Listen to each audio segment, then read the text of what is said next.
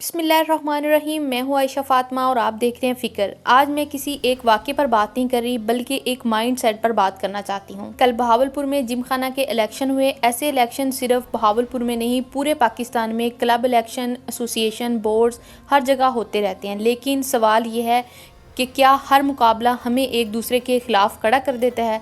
सबसे पहले ये समझ लेते हैं कि ये जिम खाना होता क्या है। जिम खाना असल में एक सोशल और रिक्रिएशनल क्लब होता है जहां ब्यूरोक्रेट्स, बिजनेसमैन और शहर के बड़े असर शरूख रखने वाले लोग आते हैं जो कि नेटवर्किंग, रिलैक्सेशन और सोशल इंटरेक्शन के लिए जाते हैं। ये जगह असल में स्ट्रेस कम करने, स्पोर्ट्स, बैठक और डिस्कशन के लिए बनाई जाती है, ना कि ईगो बैटल्स के लिए।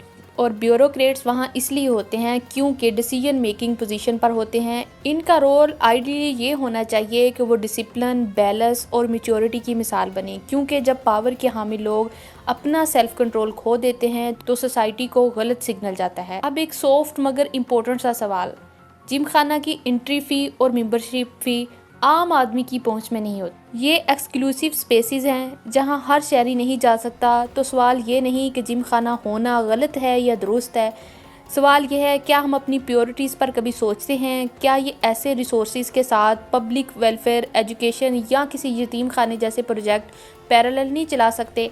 ये इल्ज़ाम नहीं, ये सेल्फ रिफ्लेक्शन की दावत है। अब वापस आते हैं असले की तरफ। ऐसे इलेक्शन या मुकाबलों में अक्सर ये होता है कि रिज़ल्ट आने से पहले लोग मेंटली हार या जीत का फैसला कर लेते हैं।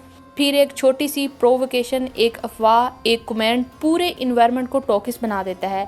यहाँ लड़ाई सीट की नहीं होती, ये लड़ाई ईगो और फेयर ऑफ लूजिंग की होती है। और अफसोस की बात यह है कि अक्सर लड़ने वाले असल में डिसीजन मेकर्स नहीं होते। कुछ लोग सिर्फ इन्वेस्टिगेशन के लिए होते हैं, जो कि क्योस एंजॉय करते हैं। वो जानते हैं अगर दो मैच्योर लोग खामोश रहे तो ड्रामा नहीं बनता, इसलिए वो कोई ना कोई ऐसी बात या कोई ना कोई ऐसा ड्रामा क्रिएट करते हैं जिससे दो ग्रुप आपस में लड़ रहे। लेकिन हर जगह कुछ सेंसिबल और डिग्निफाइड लोग भी होते हैं। वो मुकाबले के दिन खामोश होते हैं, कम बोलते हैं, ऑब्जर्व करते हैं, रिजल्ट से पहले एग्रेसिव नहीं होते। अगर वो हार जाएं, this is a part of democracy, this is a part of competition, क्योंकि वो जानते हैं कि लीडरशिप सीट से नहीं बिहेवियर से नज़र आती है।